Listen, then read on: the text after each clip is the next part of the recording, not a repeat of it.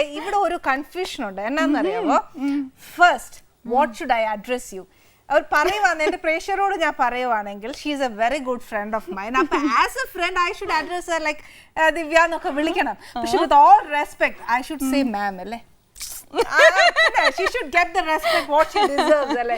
ചില്ലറക്കാരിയാണോ? ഞാൻ നേരത്തെ പറഞ്ഞില്ലേ എന്നൊക്കെയാണോ തനിക്കറിയാവുന്ന IAS, ഡോക്ടർ, ചിത്രം വരയ്ക്കും, സാഹിത്യകാരി, നൃത്തം ചെയ്യും, പാട്ട് പഠിക്കുക, പാട്ട് പാടും. ഇത് she's a very good actress also. അത് ഞാൻ മറന്നുപോയി. ഇത് എങ്ങനെയാ അപ്പൊ ഇതെല്ലാം കൂടെ മെയിൻറ്റെയിൻ ചെയ്യുന്നത്? ശരിക്കും പറഞ്ഞ ഒരു പെണ്ണായിട്ട് കുശുമ്പും തോന്നുന്നുണ്ട് കേട്ടോ. പെണ്ണായതുകൊണ്ട് ഇതെല്ലാം ചെയ്യാൻ പറ്റുന്നത്. ആക്ച്വലി നമുക്ക് ഒരേ സമയത്ത് ഇങ്ങനെ പല പല കാര്യം അനുസരിച്ച് ചെയ്യത്തില്ലേ, അതുപോലെ തന്നെയാ ഇതും. ഞാൻ അടുക്കളയിൽ ചെയ്യണമെന്ന് വരും പുറത്ത് ചെയ്തേ ഉള്ളൂ വ്യത്യാസം.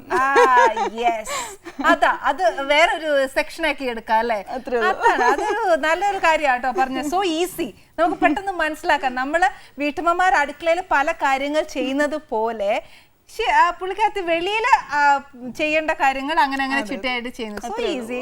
അപ്പം ഈ അടുക്കളയിലോട്ട് കയറുമ്പോ അടുക്കളയിലും ട്രൈ ചെയ്തിട്ടുണ്ട്, വലിയ കുഴപ്പമില്ല കേട്ടോ. അനുസരിച്ചിട്ട് അത്രയൊന്നും വരില്ല. എന്നാലും ഒരു കാര്യം ചോദിക്കട്ടെ, ഈ IAS കഴിഞ്ഞിട്ട് ഫസ്റ്റ് അപ്പോയിന്റ്മെന്റ് കോട്ടയത്തല്ലേ കിട്ടിയ? എന്റെ നാടാട്ടോ. അതല്ലോ, കോട്ടയംകാരുടെ ഭക്ഷണം കഴിക്കാനാണ് ഞാനിന്ന് ഇവിടെ വന്നതും. ബെസ്റ്റ് കോട്ടയംകാരുടെ ഭക്ഷണം എന്ന് പറയുന്നത് എന്നാന്നറിയാവോ?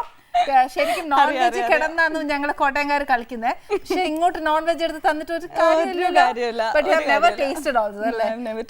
പക്ഷെ ആ നാടുമായിട്ട് എങ്ങനെയായിരുന്നു? So happy with my wonderful. കോട്ടയംകാരുടെ ഊഷ്മളത ഇപ്പോഴും ആ ഒരു ഉണർവ് ഇപ്പോഴും ഉണ്ട് എന്റെ മനസ്സിൽ.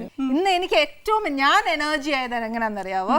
ഇത്രയും ഭംഗിയുള്ള ഒരു IAS ഓഫീസറാണല്ലോ എൻ്റെ അടുക്കളയിലേക്ക് വന്നിടൂ. ഇത്രയും കാര്യങ്ങളൊക്കെ ചെയ്തു. Mean you very talented person. ഇതിൻ്റെ ഇടയിൽ ഈ ഭംഗിയൊക്കെ ഇങ്ങനെ സൂക്ഷിക്കുന്നത് എങ്ങനെയാ? മനസ്സ് നന്നായാൽ മതി. അതും കറക്റ്റ്. പക്ഷെ as A collector your job depends on that അല്ലെ. മഴ കൊള്ളണം, വെയിൽ പോകണം, വിളിച്ചാൽ ഉറക്കമില്ല, അതാ ടെൻഷൻ, സ്ട്രെസ്, ഇതെല്ലാം. How you maintain that? എനിക്ക് തോന്നുന്നു കഴിക്കുന്ന ഭക്ഷണം ഒരു വലിയ ഘടകമാണ് അതിൽ വഹിക്കുന്നത്. അതെ, വലിയൊരു ഘടകമാണ്. നമ്മളെ ആരോഗ്യം എന്നുള്ളതിൽ ശരിക്കും ഒരു ലൈൻ ഷെയർ എന്ന് പറയുന്നത് നമ്മൾ കഴിക്കുന്ന ഭക്ഷണമാണ്. ഭക്ഷണം കുറച്ച് ശ്രദ്ധിച്ച് കഴിക്കുകയാണെന്നുണ്ടെങ്കിൽ ഈ ജങ്ക് ഫുഡൊക്കെ അവോയ്ഡ് ചെയ്ത് അതിൽ ഒരുപാട് വെള്ളം കുടിക്കുക, ഒരുപാട് ലിക്വിഡ്സ്, ഫ്രൂട്ട്സ്, അതുപോലത്തെ കാര്യങ്ങളൊക്കെ കഴിക്കുമ്പോൾ എനിക്ക് തോന്നുന്നു ഇറ്റ് ബിക്കംസ് വെരി ഈസി. പിന്നെ അത്യാവശ്യം കുറച്ച് എക്സസൈസും വേണം. അതില്ലാന്ന് പറയില്ല ഞാൻ. എക്സസൈസ് വേണം അല്ലേ? ഓക്കെ, അത് നമുക്ക് ചോദിക്കാം, അത് സാവകാശം ചോദിക്കാം. പക്ഷേ ദിവ്യ ഒരു കാര്യമുണ്ട്, സോറി കേട്ടോ, മാമിനെ പറ്റി പറയുമ്പോ നമുക്ക് ഇത് കഴിഞ്ഞിട്ട് നമ്മൾ ദിവ്യ ആഡോ ഹായ് എന്നൊക്കെ ചോദിക്കാം. But still with all the respect I should give you. പക്ഷേ ഒരു കാര്യം എന്നാന്നറിയാവോ, ഈ നമ്മൾ ഈ സൗന്ദര്യം എല്ലാം കാത്തു സൂക്ഷിക്കുന്നു, ഇത്രയും ടാലന്റഡ് ആയിട്ടൊരു വ്യക്തി. ഇത് നമ്മൾ ശരിക്കും ഇവിടെ നിന്നോണ്ട് ചോദിച്ചാൽ എന്റെ കാല് കഴിക്കത്തേ ഉള്ളൂ. അതിലും ഭേദം വിശന്നായിരിക്കുന്നതെന്നും കൂടെ പറഞ്ഞു. ഐ ഫീൽ അതെ, കോട്ടയംകാർ മനസ്സറിഞ്ഞ് പെരുമാറുന്ന ആൾക്കാരാ. അതുകൊണ്ട് നമുക്ക് എന്നാന്നറിയോ, ഇരുന്നേച്ച് വർത്താനം പറയാം. കാര്യം ഒത്തിരി ചോദിക്കാനുണ്ട്, ചില്ലറ ലേബലൊന്നും അല്ല, ഇഷ്ടംപോലെ ഉണ്ട്. നമുക്ക് അവിടെ പോവാം. എന്നാ വരും.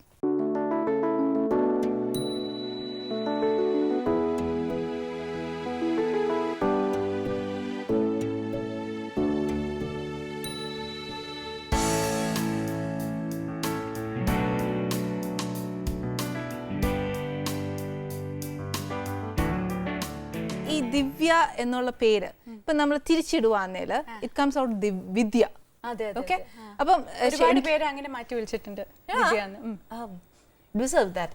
എന്നാന്നറിയോ, ശരിക്കും നമ്മൾ പറയുന്നത് നമുക്ക് ഏറ്റവും കൂടുതൽ അറിവ് കിട്ടുന്ന സരസ്വതി ദേവിയുടെ കടാക്ഷമുള്ളതുകൊണ്ടാണ്. എനിക്ക് തോന്നുന്നു ദേവി ഇഷ്ടംപോലെ കനിഞ്ഞത് തന്നിട്ടുമുണ്ട്.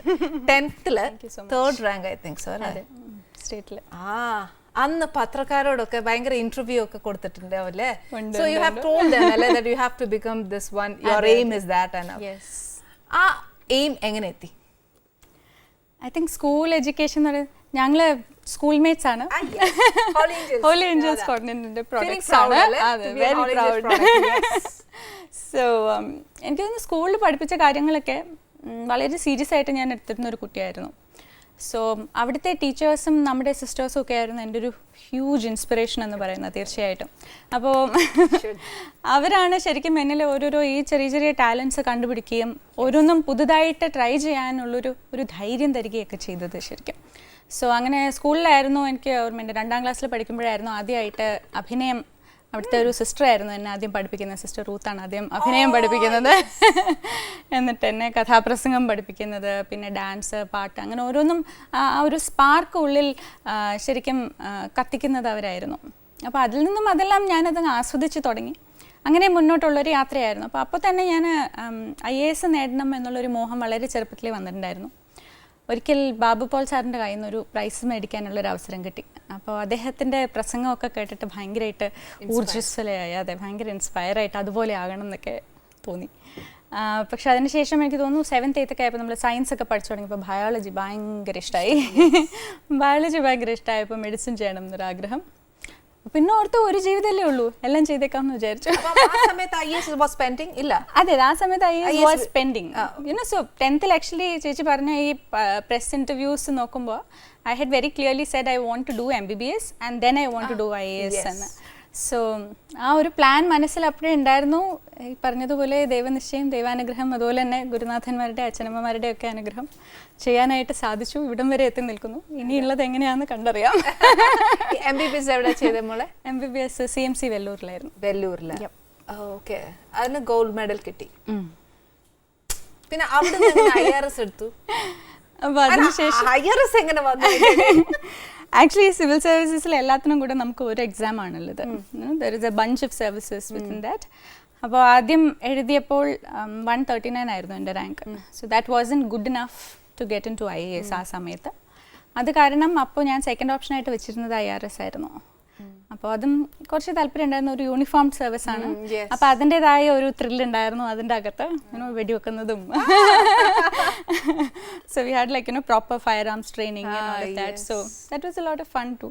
അപ്പോൾ അതിൻ്റെ ട്രെയിനിങ് കംപ്ലീറ്റ് ചെയ്തു. എക്സാം ഒന്നുകൂടെ എഴുതി. അപ്പോൾ 48th റാങ്ക് കിട്ടി. പിന്നെ IAS ആയി. പിന്നെ കേരള കാഡർ കിട്ടി. ഇങ്ങോട്ട് വന്നു. പിന്നെ കോട്ടയംകാർക്കറിയാം.